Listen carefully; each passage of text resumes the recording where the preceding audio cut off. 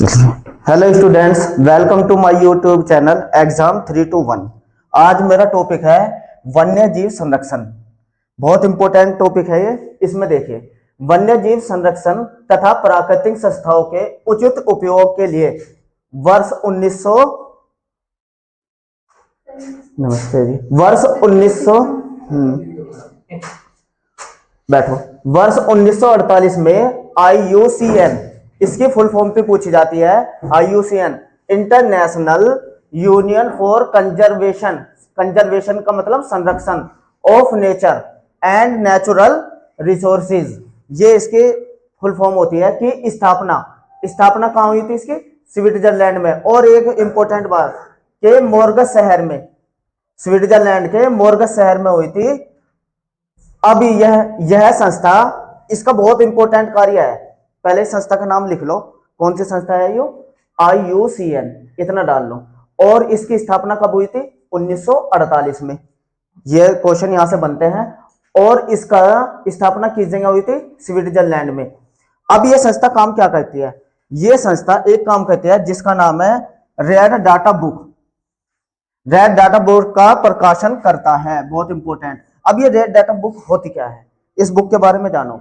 Red data book उसको कहते हैं जो कोई प्रजाति विलुप्त होने की कगार में है ना, किसी विश्व में या किसी भी देश में विलुप्त होने की कगार पे है, तो उसकी वो सूचना बनाती है और ये कहती है कि उनका संरक्षण करती है कि यह आने वाले समय में विलुप्त हो जाएगी। तो इस बुक में उसका प्रकाशन होता है। रेड डाटा बुक बहुत इंपॉर्टेंट है कि विलुप्त जातियों की सूचना किस बुक से जारी की जाती है, किस रेड डाटा बुक, जिसमें संकटपन्न प्राणी, देखो संकटापन, वह पौधों की जातियों के विषय में जानकारी प्रकाशित की जाती है, चाहे जंतु हो चाहे पौधे हो। अगर वो विलुप्त होने की कगार पे है तो उसमें इसका प्रकाशन होता है। तो यहां से क्वेश्चन कौन कौन से बनेंगे? एक तो सन 1948 में।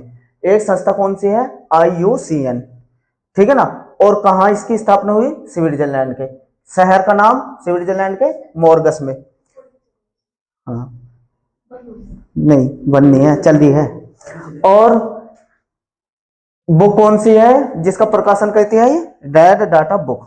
अब जातियों की श्रेणी देखिए। सबसे पहले जाति कौन सी आएगी? संकटापन्न जाति। इन जातियों को समझिए कौन सी होती है ये जाति। वह जातियां जो विलुप्त होने के कगार पर है। इन जातियों के सदस्यों की संख्या एक विशेष स्तर से कम हो गई है, यानी कि जितनी इनकी संख्या होनी चाहिए थे उनसे कम हो जाए संख्या, तो उसे हम संकटापन्न जातियां कहते हैं। अगर उदाहरण दे, देखें कौन कौन से, कभी कभी नाम भी पूछ लिया जाता है कि वे कौन कौन से जाति है जो विलुप्त होने के कगार पे है। देखो सबसे पहले बब्बर शेर, इसका वैज्ञानिक नाम भी पूछ लिया जाता है। बब्बर शेर का वैज्ञानिक नाम क्या है? पैंथरा लियो। बब्बर शेर। तो ये जातियां विलुप्त होने की कगार पे है। अगर इनको बचाया नहीं गया तो जल्दी आने वाले समय में ये विलुप्त हो जाएगी। इसके बाद भारतीय हाथी, ये भी क्या है? संकटापन्न जातियां है। क्वेश्चन ऐसे भी पूछेगा, निम्न में से कौन संकटापन्न जातियां है? तो वहां ऑप्शन में मिलेगा भारतीय हाथी। इसका नाम होता है एलिफास मैक्सिमस, ये वैज्ञानिक नाम है इसका हाथी का। घड़ियाल, ये इसका नाम है गोविएलिस गैंटेकस। और बाघ पैंथरा टाइग्रिस, ये जो है संकटापन्न जातियां है, इनका नाम याद रखना। इसके बाद वे जातियां दुर्लभ जातियां, दूसरी कैटेगरी आती है दुर्लभ जातियां। ये दुर्लभ जातियां कौन सी होती है, इनको भी समझिए। वह जातियां जिनके छोटी आबादियों विशेष भौगोलिक क्षेत्र में ही सीमित है, यानी कि ये हर जगह स्थित नहीं होती, इनके लिए इनका भौगोलिक क्षेत्र ही उपस्थित होता है। जैसे सफेद भालू, ज्यादातर सफेद भालू कहां पाया जाता है? पहाड़ी एरियो पे।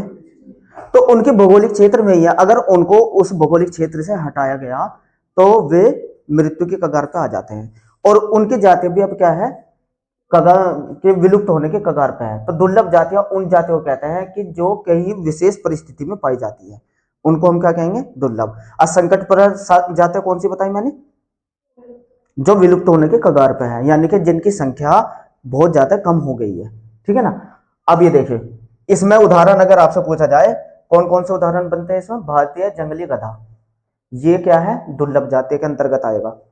काला हिरन, है ना, मगरमच्छ, भारतीय गैंडे, शेर पूंछ वाले लंगूर, कस्तूरी मरग, हिमालय भूरा भालू।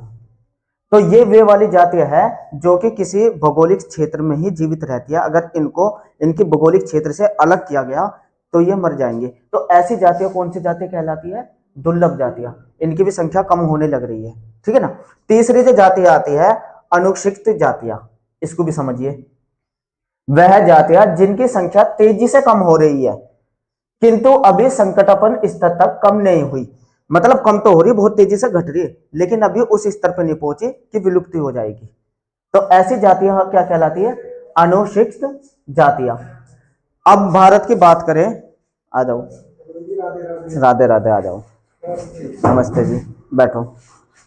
अब अगर हम बात करें कुछ भारतीय संकटापन्न जातियों की, भारत में यहां से पूछा जाता है क्वेश्चन, संकटापन्न जातियां कौन कौन सी है। देखो आप क्वेश्चन बहुत इंपॉर्टेंट चलेंगे, जरा ध्यान से इस चैप्टर को पढ़ना। सिंह पूछ बंदर, बाघ, भारतीय हाथी, भारतीय जंगली गधा, भारतीय गेंडा, घड़ियाल, विशाल भारतीय सोन चिड़ैया। ये घड़ियाल मगरमच्छ की तरह होते हैं, वो आगे से उन्हें घड़ियाल मगरमच्छ होता है एक, तो एक घड़ियाल बिल्कुल उनके जो, हाँ वही वो घड़ियाल, ठीक है ना। तो वे घड़ियाल है।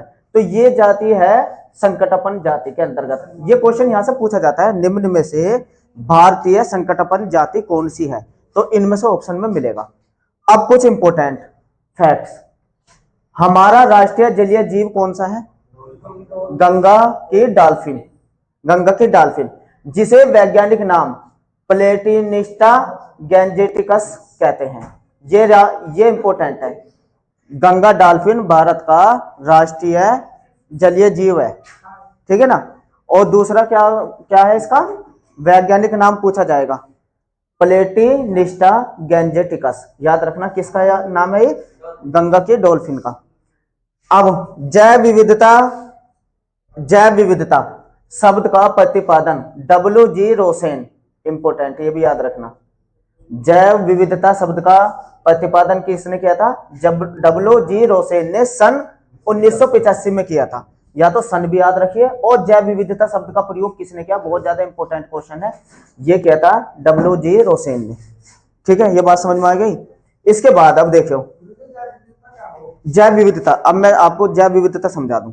जैव विविधता ये होती है कि एक ही भौगोलिक क्षेत्र पर तरह तरह के जीव जंतु उपस्थित होना, यानी कि जीवों में विविधता पाई जानी। जैसे मान लिया हमारा कोई क्षेत्र है, बर्फ ही देख लो, बर्फ पे अलग अलग तरह के जीव जंतु रहते हैं, तो वही जैव विविधता है, तरह तरह के जीव जंतु का एक भौगोलिक क्षेत्र पे स्थित होना, वही जैव विविधता कहलाता है। समझ में आ गया? अगर उनकी परिस्थितियों को हटाया गया तो वे मर जाएंगे। अब समझो, जैसे मैं अभी उदाहरण, वही वातावरण चाहिए। जैसा सफेद भालू मैंने अभी बताया, वो पहाड़ी एरिया पे ही जीवित रह सकता है। अगर उसको यहाँ लाया गया तो वो जीवित नहीं, या तो उसको भौगोलिक स्थिति वही चाहिए, नहीं तो वो मृत्यु के कगार पे आ जाएगा। अब सबसे ज्यादा इंपॉर्टेंट क्वेश्चन ये, वन्य जीवन संरक्षण हेतु संस्थाएं, संस्थाएं का फुल फॉर्म पूछी जाती है और उसका कार्य पूछा जाता है। अब संस्थाएं समझिए, कुछ संस्थाएं। सबसे पहले जो जैव विविधता संस्था पर कार्य कर रही है उसका नाम है IUCN। अभी मैंने ऊपर बताया था IUCN, international union for conservation of nature and natural resources, shortcut में इसे कहते हैं IUCN। अब इसकी स्थापना 1948 में की थी, अभी मैंने थोड़ी देर पहले बताया। कहाँ की थी? स्विट्जरलैंड में। और इसका मुख्यालय भी कहाँ है? स्विट्जरलैंड में। स्थापना भी इसकी स्विट्जरलैंड में हुई थी और इसका मुख्यालय भी स्विट्जरलैंड में है। ये क्या काम करती है? अभी मैंने थोड़ी देर पहले बताया। दीक्षा, क्या काम करती है ये संस्था? हाँ, रेड डाटा बुक का प्रकाशन, बहुत मोस्ट इंपोर्टेंट है रेड डाटा बुक। और रेड डाटा बुक में क्या लिखा जाता है कि जो वनस्पति या जीव जंतु नष्ट होने के कगार पर पहुंच चुके हैं, अगर उन्हें बचाया नहीं गया तो वो एक दिन विलुप्त हो जाएंगे, उसे कहते हैं संकटग्रस्त जातियां। और उसका रिकॉर्ड कहां रखा जाता है? रेड डाटा बुक का प्रकाशन कहां से होता है? उसका IUCN संस्था के द्वारा, ठीक है ना।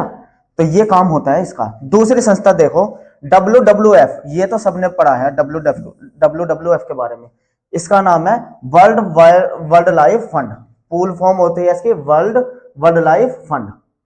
फंड का मतलब पैसे देना, पैसे जुटाना, यानी कि कुछ ये भी जैव विविधता के ऊपर ही काम करती है संस्था। देखिए काम इसका, सबसे पहले इसकी स्थापना बहुत इंपॉर्टेंट 1961 में, ये भी स्विट्जरलैंड में ही हुई थी। इसकी स्थापना कहाँ हुई थी? 1961 में स्विट्जरलैंड में ही। भारत में टाइगर प्रोजेक्ट, ये इंपॉर्टेंट है, कौन कौन से प्रोजेक्ट WWF संस्था के द्वारा चलाए गए भारत के अंदर। यहां से क्वेश्चन पूछा जाता है कि WWF के अंतर्गत भारत में कौन कौन से प्रोजेक्ट चलाए गए हैं। सबसे पहला प्रोजेक्ट कौन सा चल रहा? Tiger project. तो ये संस्था ये काम करती है, जो कि विलुप्त होने वाली जाति है ना, उनके लिए फंड देती है ताकि ये जाति विलुप्त ना हो जाए। जैसे कि भारत के अंदर कौन कौन सा चल रहा? टाइगर प्रोजेक्ट, सर्प उद्यान, भारतीय शेरों की संरक्षण योजनाएं। ये 3 योजनाएं ऐसी हैं जिनका समर्थन WWF से भारत को प्राप्त है, यानी कि इनकी देखरेख या कुछ भी है तो ये संस्था भी उसमें अपना भागीदारी निभाती है ताकि ये आने वाले समय में नष्ट ना हो जाए। किसी भी देश में अगर कोई जाति, चाहे वो वनस्पति हो चाहे जंतु की हो, अगर वो विलुप्त होने की कगार पे है तो ये WWF उसके लिए फंड जुटाती है। समझ में आ गया? और इस संस्था का समर्थन प्राप्त है। 3 का याद रखना बहुत इंपॉर्टेंट है। कौन कौन? टाइगर प्रोजेक्ट, सर्पदान, भारतीय शेरों की संस्थाई योजनाएं।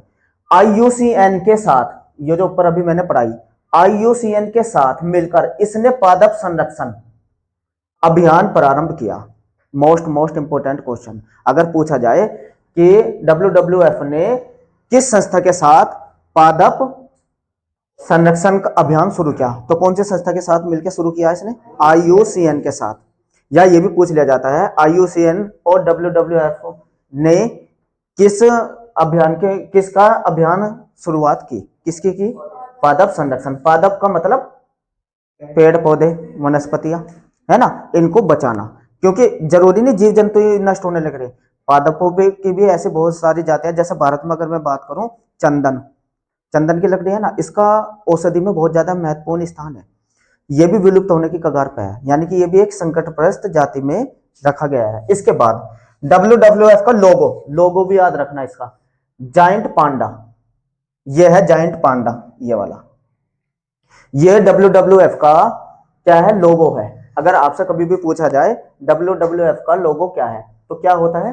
जायंट पांडा का। तथा बॉम्बे नेचुरल हिस्ट्री सोसाइटी, ये भी एक संस्था है, इसका भी लोगो क्या है? हॉर्नबिल। क्या होता है ये हॉर्नबिल?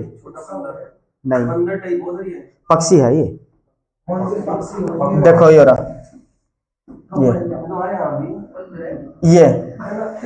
ये है हॉर्नबिल। ये किसका लोगो है? अभी मैंने बताया बॉम्बे नेचुरल हिस्ट्री सोसाइटी का। तो लोगो भी अगर पूछा जाए WWF का लोगो जायंट पांडा, और अगर बॉम्बे नेचुरल हिस्ट्री का पूछा जाए तो उसका लोगो है हॉर्नबिल। ये है उसका डायग्राम, ये हॉर्नबिल, ठीक है ना। हाँ, वो हमारे यहाँ इसको ही बोल रहे हैं पेड़ों में, तो वो हाँ वो ही है। अब देखो तीसरी संस्था देखो, WLPSI इसलिए इंपॉर्टेंट हो जाती है, जो भी अपने भारत में संस्था चल रही है जैव विविधता के ऊपर, तो वो इंपॉर्टेंट क्वेश्चन बनता है साइंस में। अब देखो इसकी स्थापना 1958 में देहरादून में की गई। देखो कोई संस्था जो भारत में चलाई गई वो बहुत इंपॉर्टेंट हो जाती है, और इसका नाम आपको पता होना चाहिए, WLPSI, वर्ल्ड लाइफ प्रोटेक्शन माने सुरक्षा सोसाइटी ऑफ इंडिया, WLPSI। ये शॉर्टकट में भी नाम आ जाएगा। WLPSI का मुख्यालय या किस जगह है भारत के अंदर, तो कहां है इसका? देहरादून में। और शुरुआत कब की थी इसकी? 1958 में।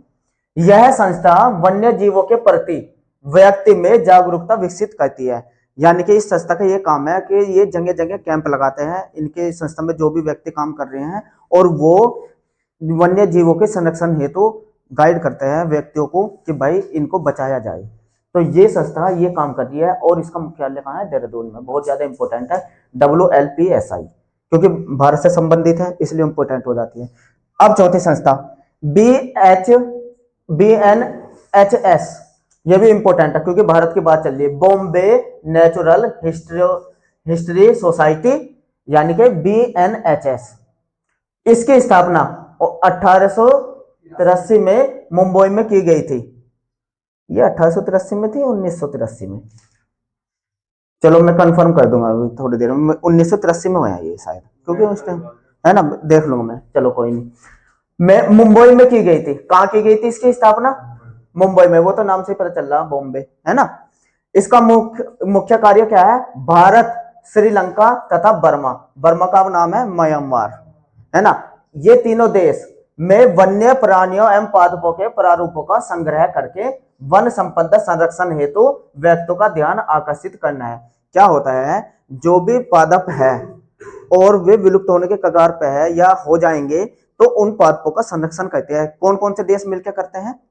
भारत, म्यांमार और श्रीलंका, ये पादपों का संरक्षण करती है। जैसे आप FRI गए देहरादून में, है ना, वहां भी पादपों का संरक्षण है जी। 1884 है, 83 है, तो ठीक है, ये 1883 है, ठीक है। तो ये बहुत ज्यादा इंपॉर्टेंट है, देख लो कितने साल पहले इसकी स्थापना कर दी गई थी भारत के अंदर। तो सबसे, इसका मतलब ये भी कह सकते हैं बहुत पुरानी संस्था है ये, और ये काम तीनों देश मिलकर कर रहे हैं, पादपों के प्रारूपों का संग्रह करना, ठीक है ना। तो इसके बाद पांचवी जो संस्था आती है, ZSI, zoological survey of India, ZSI, ठीक है ना। इसकी स्थापना 1916 में कोलकाता में, कहां की गई थी? कोलकाता। देखो नाम तो जरूर पता हो आपको, ये भी पता हो मुंबई में किस संस्था की स्थापना है, देहरादून में कौन सी संस्था है, और कोलकाता में कौन सी संस्था है, ZSI, है ना। इसका मुख्य उद्देश्य भारतीय जंतुओं का सर्वेक्षण एवं अनुसंधान करना है, यानी कि जो भारतीय जंतु है, जीव जंतु है, उनको सुरक्षित करना और अनुसंधान उन पर प्रयोग करना, कि भाई किस तरीके से ये वर्क कर रहे हैं। यह वन्य प्राणियों की सूची तैयार करती है, जो वन्य प्राणी है यानी कि जंगलों में पाए जाते हैं, उनकी एक सूची भी तैयार करती है। और ये कौन सी है? ZSI। मुख्यालय कहाँ है इसका? कोलकाता में। और किस सन में शुरुआत हुई थी इसकी भी?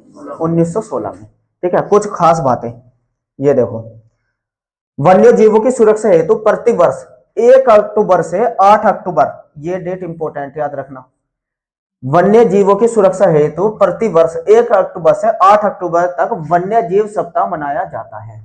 तो ये डेट पूछी जाती है, वन्य जीव संस्था कब मनाया जाता है? तो वो कब मनाया जाता है?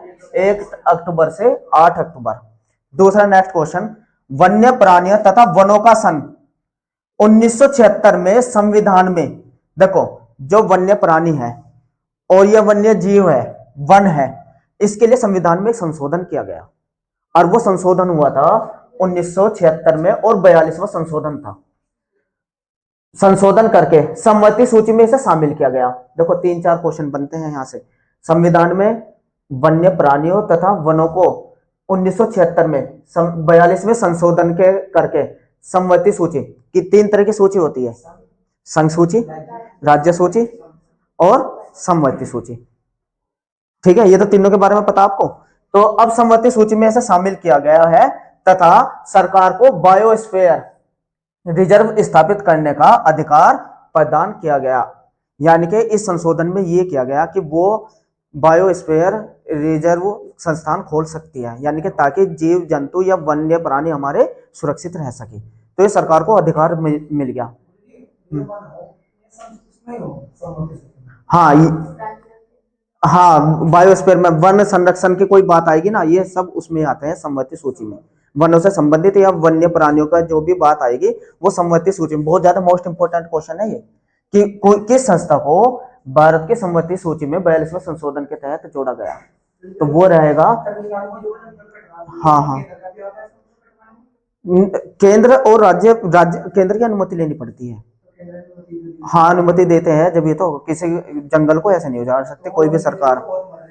हाँ बहुत, अभी देखो पिछले साल ऑस्ट्रेलिया में आग लगी थी बहुत भयंकर, और कितने जीव जंतु उसमें खत्म हुए थे, लाखों की तादाद में जीव जंतु खत्म हो गए थे उसमें, ऑस्ट्रेलिया में भी। हाँ, नेक्स्ट अब देखो, पर्यावरण संरक्षण हेतु 1987 से प्रतिवर्ष 5 जून को, ये तो सबको पता है, कब शुरुआत हुई थी? 1987 है, 5 जून को विश्व पर्यावरण दिवस मनाया जाता है, 5 जून को। लेकिन सन याद रखना कब से बनाया जा रहा है? 1987 से, ठीक है। इसके बाद पृथ्वी सम्मेलन, किसी भी देश में पहली बार जलवायु परिवर्तन या वन्य जीव को लेकर एक सम्मेलन किया गया पहली बार, यानी कि सरकार इस पर गंभीर हुई। कार्बन का उत्सर्जन बहुत तेजी से हो रहा था, ग्लोबल वार्मिंग बढ़ रही थी, जलवायु परिवर्तन हो रहा था। तो इस बात को, चिंता को देखते हुए एक सम्मेलन किया गया जो कि ब्राजील में किया गया था। ब्राजील की राजधानी है रियो डी जेनेरिया। तो एक सम्मेलन किया गया, वहां सभी देशों के विदेश मंत्री या पर्यावरण से संबंधित वैज्ञानिक बहुत बड़ी तादाद में जुटाए गए और वहां प्रस्ताव रखा गया। आइए पृथ्वी सम्मेलन के बारे में बात करेंगे, जिसे द अर्थ समिट के नाम से भी जाना जाता है। ब्राजील के रियो डी जेनेरो शहर में सन 1992 में, एक तो सन याद रखना, सन 1992 में एक विशाल जैव विविधता सम्मेलन का आयोजन किया गया। जैव विविधता का मतलब हुआ जो ग्लोबल वार्मिंग हो रही है और जलवायु परिवर्तन हो रहा है, जिससे कि जीव जंतु पर बहुत ज्यादा असर पड़ा है, बहुत ज्यादा विलुप्त हो गई है। तो उसको देखते हुए ब्राजील में पृथ्वी सम्मेलन किया गया और जिसे पृथ्वी सम्मेलन का नाम दिया गया। इस सम्मेलन में 190 देशों की भागीदारी रही। कुल कितने देशों ने भाग लिया इसमें बढ़ चढ़ के? 190। इसमें बहुत ज्यादा प्रस्ताव पारित किए गए। एक टॉपिक मेरा यही रहेगा, पृथ्वी सम्मेलन। बहुत लंबे चौड़े इस पे टिप्स है, वहां से क्वेश्चन बनते हैं। तो एक एक पूरा का पूरा टॉपिक मैं इसी पे बनाऊंगा आपका, पृथ्वी सम्मेलन पे। ठीक है, तो ये था आपका बहुत इंपॉर्टेंट टॉपिक वन्य जीव संरक्षण का, क्योंकि ऐसे ऐसे जगह से साइंस के क्वेश्चन पूछे जाते हैं कंपटीशन के अंतर्गत, जो कि सोशल वर्क के से द्वारा जुड़े हुए होते हैं। इसकी पीडीएफ में डाल दे रहा हूँ आपके ग्रुप में, उससे कर लेना। ठीक है।